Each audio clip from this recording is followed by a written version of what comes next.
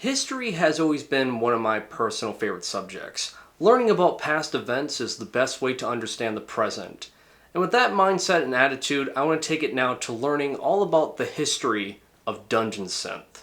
For those who are unaware, Dungeon Synth is a style of electronic music that blends together the aesthetics of black metal with the sounds of dark ambience mostly utilized on a synthesizer.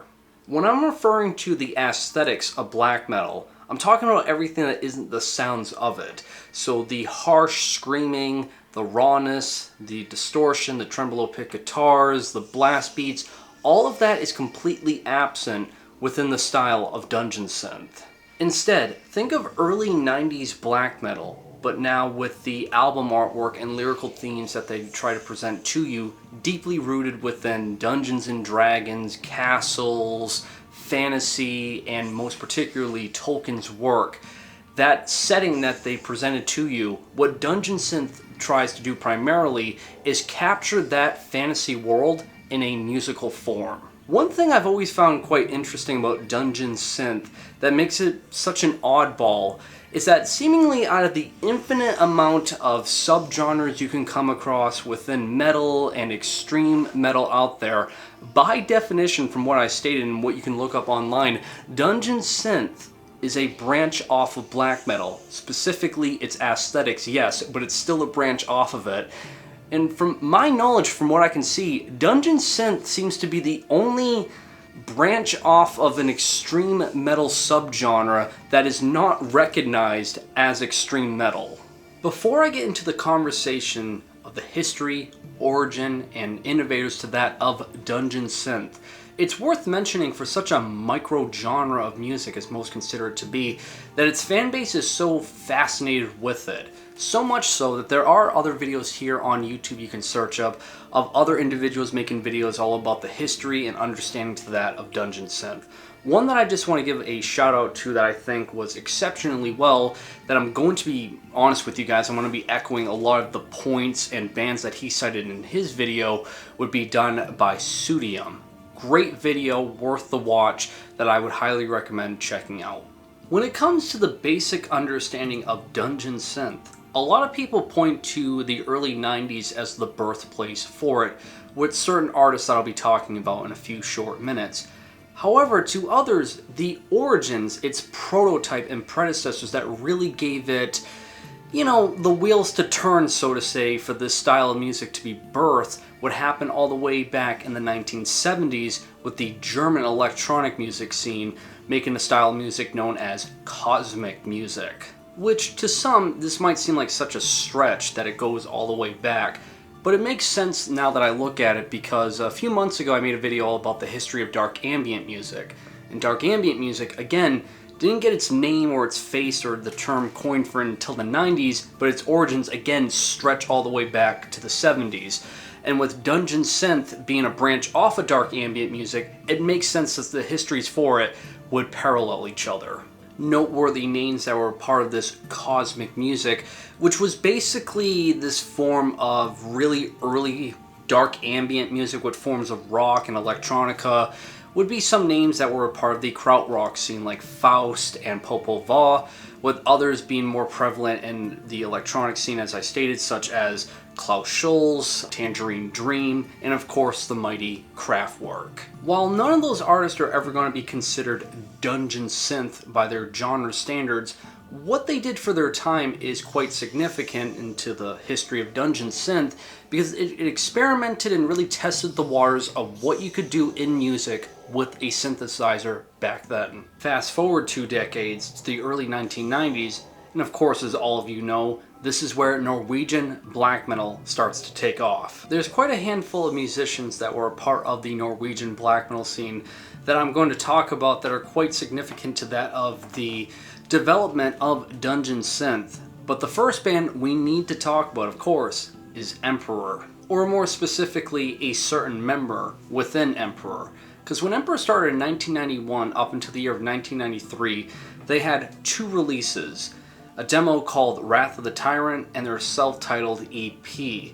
And one of the particular members that they had who played bass was none other than Mortiis. Shortly after Mortiis left Emperor in the year of 1993 and immediately started up his own project under his stage name Mortiis, he stated that he left Emperor mainly because he lost interest with playing black metal, which is kind of a little interesting because I think he lost interest with the overall sound of black metal, but its presentation, its aesthetics, and really trying to get into that fantasy-like dark world is something that he was quite interested in, because clearly he carried over those aesthetics to his project Mortiis. During this time period, from 1993 up until 1999, Mortiis would have out a plethora of albums and EPs that was in the style of dark ambient, electronic, and other forms of dark wave music, most of which being put out by Cold Meat Industry, a label really open to the idea of artists really experimenting with dark electronic music. Though it was never his intention, this particular time period for Mortiis is considered by the fans as Era 1, as it has all of the original dungeon synth material that you're used to knowing with Mortiis. Now, in retrospect to Mortiis anyway, he's never considered it to be dungeon synth. He was never aware of this term, and the origins for the term dungeon synth wouldn't be coined until a few decades later, which I'll get to that later on in this video. But getting back to the viewpoint of Mortiis on the term of dungeon synth is that he's never viewed it as such. He never thought of himself as a dungeon synth artist, but in retrospect to him, he's flattered over the idea of the impact he has on a style of music and the influence that he's put through with so many other artists, at least nowadays. He's kind of gone back to his roots, so to say, as now when it comes to his live performances, he does exclusive shows all about his dungeon synth material and really owning into that aesthetic more than ever before. When it comes to the gateway bands, or I should say gateway artists for dungeon synth, for many people, Mortiis is basically the alpha and omega of this conversation. Make no mistake about that claim. Not only is his work essential within dungeon synth, but it's composed very well. Take, for example, these two albums that are in Norwegian, so bear with me because I don't want to butcher them, so I'll just say the English translation. Both came out in the year of 1995, that being The Spirit That Rebelled, which is my personal favorite, and the other album that came out in the same year, Emperor of a Dimension Unknown, are two albums that are roughly around 40 minutes long, both of which contain only 2 songs, these tracks being roughly around 17 to 20 minutes in length, but feel very eventful, which is quite significant within the world of dungeon synth when we talk about it later on, that it has that symphonic edge to it. It feels very grandiose, that I can't help but feel like the music you're hearing on these 2 albums, think of the symphonic sounds of Emperor, especially anthems to the Welcome at Dusk. Think of those particular moments, but it's just that. No other black metal, obviously. And that's what these albums kind of give off like to the listener, that I feel like for people who enjoy, synthesizers, keyboards, or anything remotely in the vein of like classical and other forms of electronic music and that mixture, you will find fascination with Mortiis on these 2 particular albums. I'd also recommend his album from 1999 with the incredibly goofy artwork from Stargate. Now, don't judge a book by its cover here. This album is still very well composed, because even though it still carries over all the characteristics one would expect with dungeon synth, what I've noticed with this album that's a little bit different is it's not as gloomy and cryptic as other Mortiis dungeon synth material. It has a bit more, dare I say, of this cheerful nature with how everything's being played out, that again, even though it's very goofy in terms of its visuals, the music is still quite enticing. But Mortiis wasn't the only individual within Norway creating what we now know as dungeon synth, as there are quite a handful of other artists doing forms of music quite similar to it. One of which being Satyr, the vocalist to that of Satyricon. Back in 1994, he had a very short-lived project called Wongraven. In the year of 1995, he released a full-length album called Fjelltronen. Just like Mortiis, The intention of this album wasn't to create a dungeon synth classic, because again, that term wasn't coined yet, and what it is a mixture of dark ambient, forms of dark wave, and other forms of folk music kind of all integrated together here. And what I've always noticed about this particular album as to why I find enjoyment with it, and I feel like black metal fans especially would, is if you're aware of Satyricon, of course during this time, a few years prior, they had the album Dark Medieval Times. And Dark Medieval Times, even though it's considered to be the spectacle, or one of the spectacles to that of Norwegian black metal, has forms of folk music and other genres kind of laced throughout it. Now, if you enjoy everything about Dark Medieval Times that isn't black metal, Wongraven kind of feels like it implements all of that now onto one album. Where Dark Medieval Times is the fantasy battle you're hearing, Wongraven is that fantasy world being fleshed out more. Thus, if you can notice the parallels between the two, I don't understand as how you cannot enjoy this particular album. Then there's Fenris, from Darkthrone fame, of course. For a handful of years during 93 up until 1995, he had a short-lived project called Neptune Towers. There's an album called Caverns to Empire a Gull. And as Fenris describes it, it's deep space, alien, astral, avant-garde synth. Whatever that's supposed to mean. But it takes high influence from artists such as Klaus Scholz and others. And again, even though it's not in vain of dungeon synth, as no one was trying to make that style of music just yet, it's highly regarded, in at least today's standards, as such. Even on the Dungeon Synth archives, it's characterized as it. Although it's more in vain of like electronica and again Klaus Scholz. Only I guess what kind of is viewed as it for being Dungeon Synth is again it's a black metal artist making electronic music. That it's dark and gingy and gloomy stuff you would expect to sound like from the dungeon, only instead of it being in this cavernous dungeon, it's out in the cosmos of space is really what the setting and mood he's trying to create. Just instrumentally, what makes this a bit more fascinating is there's a lot more usage of noise and psychedelic ambience spread around this whole release. Finally, when it comes to black metal musicians from Norway, creating ambient or electronic albums during this time period of the 90s, it now leads to the very infamous Varg from Burzum. His albums from the late 90s characterized as the prison era, one of which being Doughty Balders from 1997, which is often characterized as the worst Burzum album, which is kind of understandable considering the transitional period from all the black metal that he did in the early to mid 90s that was a staple of creating black metal ambience and atmosphere that so many bands generations later would be influenced by, no matter how you look at it. As infamous as Varg is, his influence on black metal is very prevalent and that cannot be ignored no matter what. Whereas with Doughty Balders, we are only getting Varg playing on one MIDI keyboard in his prison sentence with a computer. So it's a very, very minimalistic setup that perfectly mirrors the very minimalistic sound and setup of Dungeon Synth as a whole. While this album is really rusty sounding on the production value, maybe it's me looking at it in a different light here, but I've always viewed it that this is very old-timey video game RPG music for like the 90s. Like I can't help but feel like this was meant for like RuneScape or one of the early Elder Scrolls albums.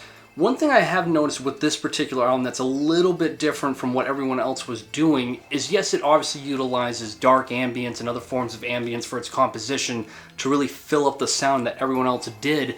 But those stringed instruments that were used with the MIDI keyboard, like the violins and such, to create melody, as rusty as they sound, and which they do, it has more of like this modern classical type of approach with it, though minimalistic. Again, really mirrors the sound of like some fantasy RPG video game from the mid or late 90s, that if you look at it in that light, again, if you're a fan of like RuneScape music, you might find fascination with this particular album. But this now begs the question, was there anyone else making music like this during this time period? Was it only exclusive to black metal artists in Norway branching out, creating forms of dark ambient and electronic music? Was there anyone else outside of Norway doing this? Hell, was there anyone outside of black metal making music like this? There was actually, one of which being my personal favorite in this style of music. That group being Depressive Silence, the only dungeon synth project I've gone explicitly out of my way to own every single record I can of theirs on the LP format.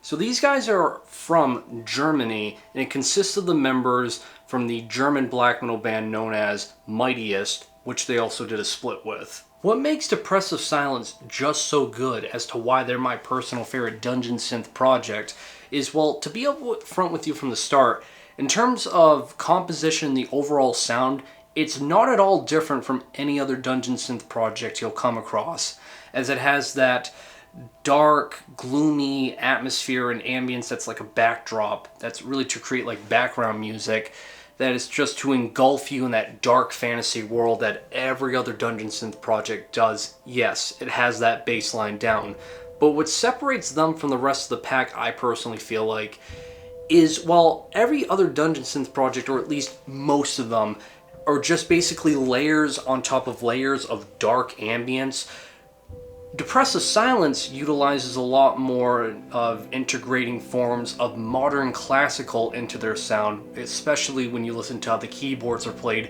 that it just feels a lot more rewarding and really engulfs you and entices you more in a fantasy world that's just eventful, and that's rare to come across in dungeon synth, and it's a humongous reason as to why I would recommend anyone who wants to get into dungeon synth, even though Mortiis is like the essential, right up next to him in terms of songwriting that I think arguably is better, which is my personal take, I gotta give it to Depressive Silence here. As for artists that was outside of any certain black metal circle, creating music very similar to what dungeon synth was back then, one example that I can give you would be Jim Kirkwood, a very prolific artist that started during the early 90s, and when you look at his album from 1991, Master of Dragons, at least for today's standards, it's considered to be one of the earliest forms of dungeon synth, which even predates Mortiis. While this album has received a lot of attention as of recently thanks to the internet and subcultures finding out about like the history of other subgenres like, again, dungeon synth, I think a huge reason as to why this album still isn't getting that much attention from everyone else is, well, Jim Kirkwood was never affiliated with any black metal circle. He was never part of any like black metal scene, where everyone else I just named was a part of it. So you have black metal fans finding all these artists that were affiliated with it and branching next to it. Jim Kirkwood has really no ties to black metal, again, other than it just being this dungeon synth album that predates Mortiis is really where you get the most amount of attention with it. I will state, however, in terms of the musical approach of this album, it's very well done, not just for dungeon synth standards, but it incorporates a lot of experimentation and forms of electronica. Like, again, think of as if Tangerine Dream or Klaus Schulze was to make a dungeon synth album, if that was their approach, it would sound a hell of a lot like this. The last inclusion that I want to talk about for 90s dungeon synth, or in retrospect people kind of consider it to be old school dungeon synth, is somewhat more of a deep cut that I've never seen anyone talk about. It's a damn shame. And that would be Secret Stairways with its 1997 release, Enchantment of the Ring. What's really surprising about this project is quite a handful of things. One, this project originates from my home state of Massachusetts, the last place on earth I would expect dungeon synth to come out from. And the individual behind this project, that being Matthew Davis, all the other bands that he was a part of was either stoner doom, goth rock, or death metal. Nothing to do with black metal. So I guess his interest just really peaked with all of the electronic music that was coming out like adjacent to this. And when you listen to this album, again, it's all the characteristics of dungeon synth you would expect. It just has a very much more lo-fi production value with it that really just engulfs you more in that like dark fantasy world. That it's nothing new, but I've always considered it to be a little hidden gem for all the dungeon synth geeks out there that seem to kind of, for some reason, ignore this album or are just unaware of it. Definitely, I would urge you to check this out. I'm certain that there are other dungeon synth related releases during the 90s that you can tell me about in the comments, but for the most part, that's really all this was. Dungeon synth wasn't really a scene, it didn't have its term coined just yet, so it was really scattered, and for the most part it was just highly integrated with black metal during this time. And when you get to the end of the 90s, on to the turn of the millennia in the year 2000, with the change in attitude of what black metal was going through with its sound, dungeon synth during this time was just basically non-existent. Examples of this all come from the bands and artists I just talked about earlier. Case in point with Mortiis with his 2001 album, The Smell of Rain, a complete departure from anything that had to do with that cacophonous, gloomy, dark ambient approach that we consider to be now as dungeon synth, more in favor now of electronic pop and industrial. Satyricon was now signed to a major label when they released their album Volcano, so any of that gloomy atmosphere that you would come to expect from either their side projects or even Dark Medieval Times, that's completely abandoned for a higher production value. Depressive Silence during this point has been disbanded, as I believe they disbanded in the year of 1997. Darkthrone at this point, Fenris has completely stopped doing Neptune Towers, and at this point now they're making music more in vein of traditional heavy metal, crust-punk, and forms of thrash metal that's more influenced by bands like Amoebics, and of course, Varg with Burzum. He's still in fucking prison. Overall, when it comes to the conversation of dungeon synth material released in the 2000s, it is next to nothing. The only thing that I can honestly say, and this is me really cherry picking here as to what was dungeon synth released in this time period, would be Summoning with their EP called The Lost Tales. I believe it was released either 2002 or 2003, like early 2000s. And what this EP was unreleased material that Summoning was going to use for Selenius's side project, which was a form of like dark ambient, dark wave, and forms of dungeon synth called Mirkwood. All this material here on this EP that is way more in vein of neoclassical dark wave and other forms of dark ambience, nothing to do with black metal, that really, to put it blunt, it's more in vein of like Dead Can Dance or Sopor Eternus, but it resembles slightly the characteristics of dungeon synth. This is really the only thing that I'm aware of during this time period relating to dungeon synth, just to showcase to you how scarce releases were for this style of music during the 2000s. However, during the turn of the decade of the 2010s, seemingly out of nowhere, dungeon synth would get a resurgence. As for the exact reason as to why dungeon synth got this second breath of air and it got revitalized, it's nearly impossible to pinpoint the exact reason for it. I do believe there are multiple factors as to why that is. One key factor could be because of internet culture. Everyone's always looking for something niche and special. And thanks to the internet archiving all this information, people might have rediscovered dungeon synth as to why now it's getting more traction than ever before for its standards. Might have to do with the fact because of the accessibility of the internet and computers at everyone's fingertips. Everyone basically has their home music studio right in their, living room essentially.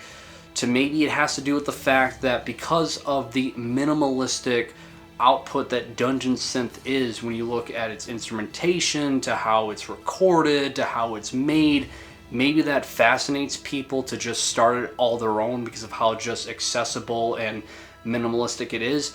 I really, honest to God, cannot tell you why, but for some reason, during the 2010s into present day, there has been a massive influx of dungeon synth releases. If you don't believe me, look at this graph under the Discogs for the term of dungeon synth of releases. During the 1990s when it started, there was estimated that roughly around 385 releases under the term of dungeon synth was put out in the 1990s. Now look at the 2010s, an estimated of over 7,000 releases under the term of dungeon synth was put out. That is roughly a little over 1,800% of an increase. And when you look at this decade, the 2020s, even though we're only halfway through this decade, over 14,000 3,000 albums have been released under the term of Dungeon Synth. That being an increase of over 3,600%. So yeah, there's been a massive influx, to put it lightly. One key factor, however, that more than likely led to the interest and influx of Dungeon Synth is, as I stated earlier, thanks to the internet, people are able to search up all releases and information from decades ago and find a new niche little thing to revitalize, Dungeon Synth being one of them. A word that I've used quite a handful of times within this video, but it was never called as such decades before. The term Dungeon Synth wouldn't be coined until the year 2011, as most people point to this blogspot done by Andrew Wardna. He has a blogspot all about Dungeon Synth, and he's basically archived and recognized any band or project that's eerily similar to what we recognize as such. And originally I believe he wanted to call it something like dark dungeon music, but just simplified it to Dungeon Synth as it's easier to remember, thus the term and coin for this style of music was created. I do believe giving this style of music a term and a face to be recognized creates a scene, and thanks to a scene being created, it starts to flourish more and grow more, which I do believe is another key factor as to why now, more than ever, as I showcase with that graph, Dungeon Synth is more popular than ever before in its respected right. It's funny looking back at all of this, because this style of music wouldn't be revitalized until the early 2010s, but I myself personally wouldn't discover it until 2017, when this project called Old Tower released its debut full-length album, The Rise of the Spectre. And I remember discovering this when an individual talked about it on like this vinyl collection update, which is just basically a YouTuber just showcasing all records that they bought and what's new, and being really confused by what this was, because this was my first introduction to Dungeon Synth. That's the first time I ever heard that style or genre being talked about, and they described it in such that it looks like a black metal record, but it's not. It has all just dark ambience and atmosphere that you would want in a black metal record, but again, it doesn't have all of the, the sounds and power of it. So just being really intrigued by that description and just the album artwork, I checked this out and I was confused at first because it always felt like it was building up to something else. Like I was always waiting for like some crazy black metal screech to come through, but it didn't. And it wasn't until a few listens later I started realizing that it's just really meant to entice you in that atmosphere, and that's it. It's very minimalistic, it's very basic, that I wasn't really hooked on it just yet. But what I was surprised by is just how much attention this project was getting. Take it with a grain of salt as how I'm describing Old Tower here, because this is just all, again, my own personal viewpoint and bias on how I discovered it, so it's more of like an insider looking out here. But I just remember so many people hyping up Old Tower that it's the call of the old. If you enjoy Mortiis, Old Tower is like the new chapter of it, and it's revitalizing Dungeon Synth, and everyone's having more of this interest with it. From its aesthetics, its sound, to even the vinyl pressing, it being on that like purplish vinyl color, is a callback to all the Mortiis first press records that were on the same variant. So it really puts its influences on its sleeve, and it was really meant for the Dungeon Synth fanatic that was really integrated in black metal, is what Old Tower was really showcasing here. Thus, I started noticing more and more Dungeon Synth was becoming more prevalent within the conversation of people who really enjoyed black metal. Which I started noticing more and more black metal bands either doing side projects or encompassing that style of music into their black metal bands. For example, I remember the individual who goes by the stage name, I think of Asgarth, the guy behind Drowning the Light. He had a side project called Forgotten Kingdom, which was just a straight up Dungeon Synth project with forms of like medieval dark ambience. And even this black metal band that I wish would release more material, called Erikar.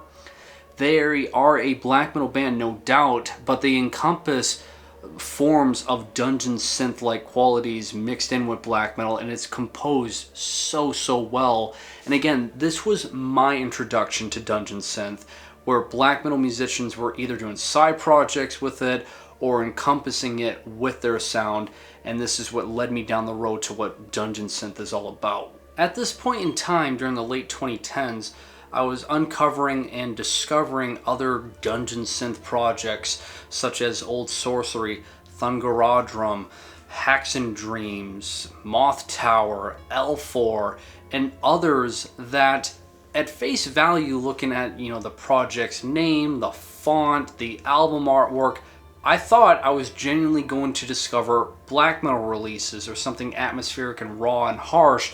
But instead, I got these enchanting dungeon synth albums that I wasn't really swept away by, but it was comforting. It was something more as like calming backdrop music, which every now and then I kind of feel like I need, considering how stressful and hectic one's life can get.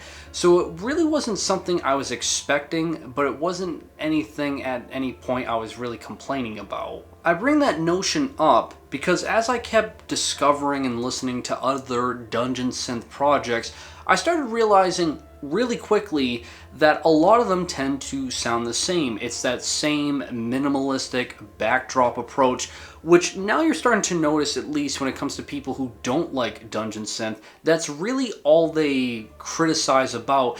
And to be honest, even though I'm making a video like this with the history of dungeon synth and trying to convince you to listen to it, yeah, to be honest, with this massive influx that I just showed you of projects trying to capture the sound of dungeon synth, a lot, and I cannot emphasize that enough, a lot of it is going to sound the same because it's just layers upon layers of just synth and dark ambience just piled on top of each other. That's just meant to be backdrop, and that's really it. It then made me thought, is this all dungeon synth is? Is it just this one-trick pony? Does it have anything else to offer besides just dark, gloomy backdrop atmosphere? Like, is just all of this sounds the same? That's it? And while, yes, a massive majority, which to be upfront and blunt, is just that, there are some standouts that's worth mentioning that gives me faith that people are still going to try to experiment and be ambitious with this style of music. One of those standout projects is called Fief. Now, just at face value, what makes it stand out that everyone points out is the album artwork is not that dark, gloomy, black and white album cover that looks as if you're about to embark on a really threatening, depressing adventure. Fief, on the other hand, is a lot more colorful, warm, and inviting, where it feels like you finally found like the Safeway point on your journey, is how every album artwork looks. Again, just really colorful and something more eye-catching. And that translates onto the music. Again, composition and the overall sounds aren't really that much different when we're talking about its pacing, but its overall tone, atmosphere, and vibe just feels a lot more inviting and comforting, where everything else feels like I'm in this dingy, dark dungeon, just like shivering how cold and isolated it is. Fief, on the other hand, feels as if it's a warm blanket trying to comfort me and soothe me in a more safer environment, which I know it's just the overall tone I'm talking about, but it makes a dramatic difference when you listen to it compared to everything else. Then there's this style of music that's fairly new called Keller Synth, which, if you want a better explanation about it, there's this individual here on YouTube who goes by the username of Zam, did a video all about it, which I would recommend if you want a better explanation for it. But Keller Synth, it translates from German to English for either cellar or basement, so it's more of like this play on reference that doesn't take itself too seriously, but it's a branch off of dungeon synth, believe it or not, that incorporates more of like this psychedelic upbeat techno music, I guess, is what I kind of hear from it. And it originates from the dude BSOD, who has the projects Heroin Makes Me Happy, and most notably Growsome Kite, which, if you're aware of the aesthetics and presentation of those projects, you have a better understanding of what Keller Synth tries to incorporate with its music. It's a very wild and zany, lowbrow type of music that I think is just really meant to be, I don't know, like brain rot as a musical form for dungeon synth is one way of putting it. It's incredibly niche, it's very new, and again, it showcases at least experimentation with the style of music. But if that doesn't satisfy your craving for what's new and being experimented upon with dungeon synth to keep it refreshing, there's a video here on YouTube titled something like 50 Styles of Dungeon Synth with Examples. And it's really impressive, in all seriousness, that already this early on, people have created that many microgenres for dungeon synth. Even though more than likely a vast majority of it is done in more of a comedical sense, it's still quite interesting that people are doing stuff with it. I say that because even though there's some serious ones like maybe apocalyptic synth or funeral synth, you have styles such as Egyptian synth, grandma synth, which really has to do with the comforting sounds of like a grandma cottage that one would expect with a nostalgia, that tries to portray that as a musical project, which, yeah, sounds ridiculous, but you know, good on them for experimenting. Then, of course, there is Dino Synth, one that I thought was a complete joke, but it's a legit thing, and it's interesting that you're taking the sounds of dinosaurs and encompassing it with dungeon synth. So, again, that is a thing. Pirate synth. Whatever you could think of, believe it or not, people are already experimenting with dungeon synth to make these very wild and most likely comedic microgenres within dungeon synth. Again, maybe that ties back with internet culture and meme culture, that jokes, memes are kind of unavoidable within any niche little thing you can possibly find.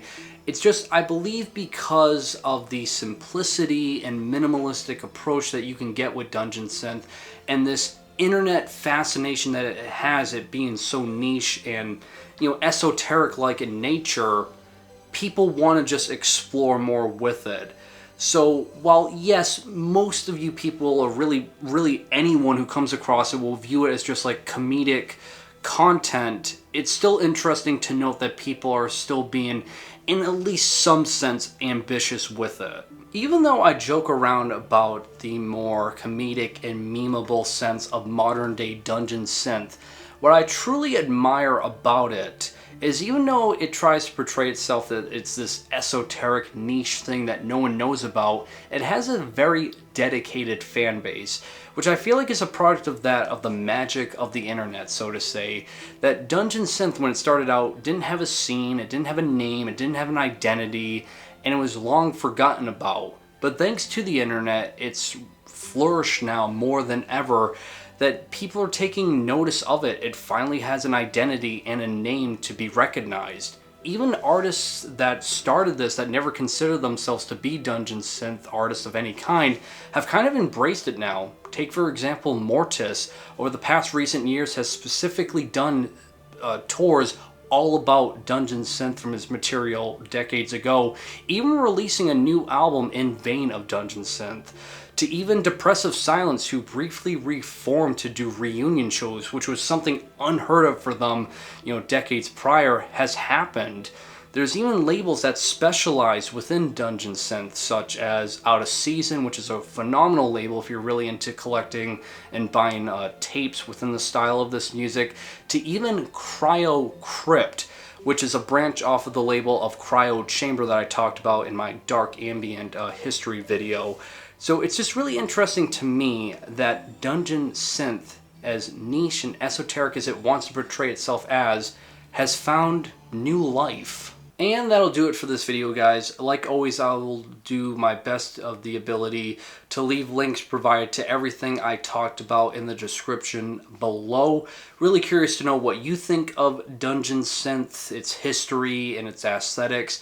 And that is that. So like always, guys, make sure you guys drink plenty of water to stay hydrated, and have a great day.